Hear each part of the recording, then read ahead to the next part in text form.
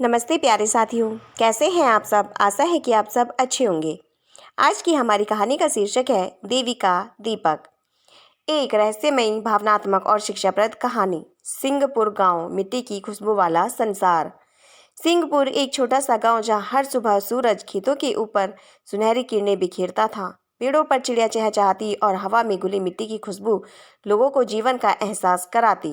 यह गांव भले ही गरीब था, पर यहाँ के लोग दिल से अमीर थे, सादगी, मेहनत और विश्वास से भरे हुए। इस गांव के किनारे पुराने आम के पेड़ की छाया में मिट्टी और गोबर से लिपी हुई एक झोपड़ी थी। वह झोपड़ी मोहन की थी, मेहनती, ईमानदार और सच्चे दिल वाला किसान। उसकी पत्नी सीता जितनी सुंदर थी उतनी ही सरल भी, और उनका छोटा बेटा छोटू 7 साल का नटखट बालक था। आंखों में सपने और होठों पर हमेशा मुस्कान।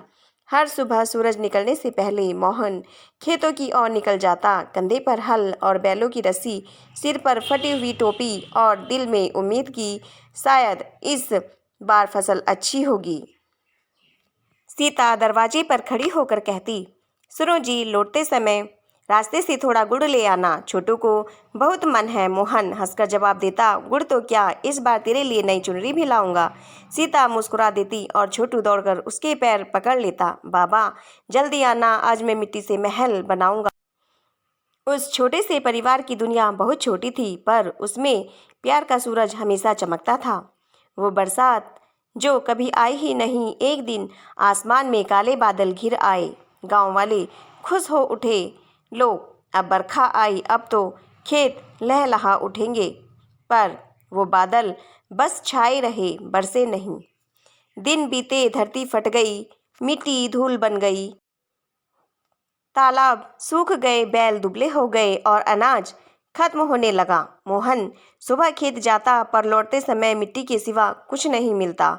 सीता के हाथों में चूल्हा ठंडा पड़ गया। छोटू ने एक दिन पूछा, माँ आज रोटी नहीं बनेगी? सीता ने आंखों में आंसू रोकते हुए कहा, बेटा आज हम सिर्फ दूध पी लेंगे।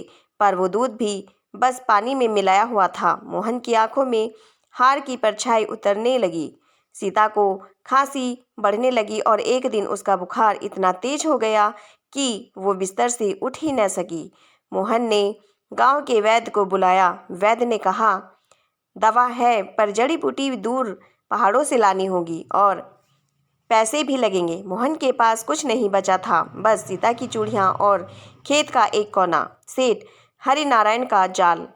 गांव में एक ही अमीर आदमी था, सेठ हरिनारायण। उसकी हवेली गांव के बीचों बीच थी। लाल ईंटों की दीवारें, बड़े बड़े दरवाजे और बाहर सोने का नामपट लगा हुआ था। वह खुद को गांव का मालिक समझता था। मोहन उसके पास गया। सेठ जी, बस थोड़ा कर्ज दे दो, मेरी बीवी बीमार है, मैं फसल आने पर चुका दूंगा। सेठ ने उसकी हालत देखी और एक नकली मुस्कान दी। मोहन, तुझे पैसे चाहिए, मिल जाएंगे, लेकिन ब्याज भी मिलेगा। कितना सेठ जी? बस मामूली सा, महीने का 2 रुपये सैकड़ा। मोहन ने कहा, ठीक है सेठ जी, जान बच जाए, बस यही काफ़ी है। उस दिन से मोहन की आत्मा सेठ के कागजों में कैद हो गई। सीता की विदाई। दवा आई, पर किस्मत बेरहम थी। बुखार ने सीता को नहीं छोड़ा। एक रात जब चांद बादलों में छिपा हुआ था, छोटू माँ की गोद में सिर रखे सो गया और सीता ने धीरे से मोहन का हाथ थामा। मोहन, अगर मैं चली जाऊं तो छोटे का ध्यान रखना। मोहन कुछ बोल पाता, इससे पहले उसकी सांसें झोपड़ी में सन्नाटा फैल गया। दीवारों से चूल्हे की राख झर रही थी। छोटू की नींद टूटी। उसने माँ को हिलाया, माँ उठो ना, देखो ना। मोहन फूट पड़ा, सीता तूने वादा किया था कि साथ नहीं छोड़ेगी। अगले दिन गांव वालों ने उसकी चिता जलाई। धुएं में मोहन की सारी उम्मीदें भी जल उठी। वो राख के पास बैठा बोला, देवी अगर तू कहीं है तो मेरी सीता को चैन देना। पुराने मंदिर का चमत्कार। कई दिन बीते, छोटू को भूखा देखकर मोहन का दिल टूट जाता। एक रात जब आसमान में चांद आधा छिपा था, वो गांव के किनारे चल पड़ा। वहाँ एक पुराना टूटा फूटा मंदिर था, बरगद की छाया में, जहाँ कोई नहीं आता था। वह मंदिर देवी काली का था। मूर्ति आधी टूटी हुई थी, पर उसकी आंखों में अब भी एक अजीब चमक थी। मंदिर में पड़ा एक बुझा हुआ दीपक, ठंडी राख और जले हुए तेल की गंध। मोहन ने कांपते हाथों से दीपक उठाया, उसमें थोड़ा तेल डाला और जलाया। दीपक की लौ जैसे हवा में थिरकने लगी। वहां रो पड़ा, देवी अब मेरे पास कुछ नहीं है, बस मेरे बेटे को भूखा मत रखना। उसी वक्त मंदिर में हवा चली, दीपक की लौ ऊंची हुई और हल्की सी घंटी अपने आप बज उठी। मोहन घबरा गया, लेकिन अभी एक आवाज़ गूंजी, हर रात इस दीपक को जलाना, बस मन में लालच मत रखना। मोहन सन्न रह गया, उसने सिर झुका दिया। देवी मैं बस अपने बेटे के लिए जीना चाहता हूँ। आशीर्वाद की शुरुआत।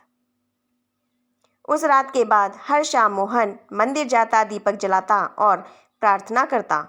हर सुबह जब घर लौटता तो कोई ना कोई वरदान उसका इंतजार करता। कभी गेहूं की बोरियां, कभी दूध, कभी कपड़े।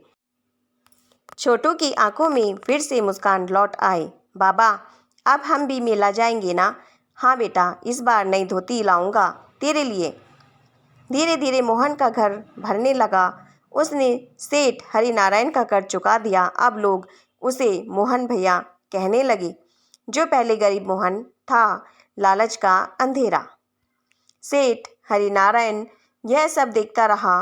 वो जल उठा, कैसे संभव है मैं जिसने पूरे गांव को अपने पैरों में झुकाया, वो मोहन अब मुझसे ऊपर कैसे?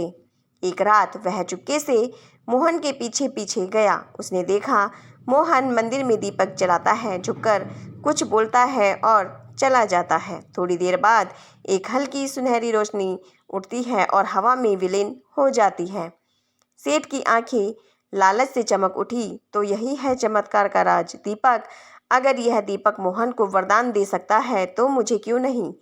लालच का अंत। रात गहरी थी। सेठ अकेला मंदिर पहुंचा, दीपक जलाया और बोला, हे देवी अब मुझे धन दो, मैं तो इस गांव का मालिक हूँ। हवा में ठंडक फैल गई, दीपक की लौ कांपी, पेड़ की शाखाएं हिलने लगी और तभी देवी की गंभीर आवाज गूंजी, तूने जिनके पेट से रोटी छीनी, जिनके खेत छीने, अब तू भी वही भूख महसूस करेगा। सेठ चीख उठा, नहीं नहीं, मैं मालिक हूँ, मैं सोना चाहता हूँ। तभी मंदिर के अंदर से धुएं की काली लहर उठी, घूमी, उसके शरीर को लपेट लिया। वो चीखता रहा, बचाओ बचाओ, ये मेरा हक है। पर हवा में सिर्फ राख बची। सुबह जब गांव वाले मंदिर पहुंचे तो दीपक जल रहा था और पास में सिर्फ राख का ढेर था, मोहन का उजियारा।